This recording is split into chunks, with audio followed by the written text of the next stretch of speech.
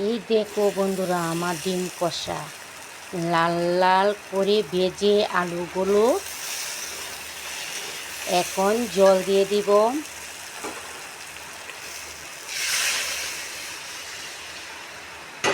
লাল লাল করে আলুগুলো ভেজে নিয়েছি, সব মশলা কষিয়ে নিয়েছি। এখন এই ডিমগুলো দিয়ে দিব।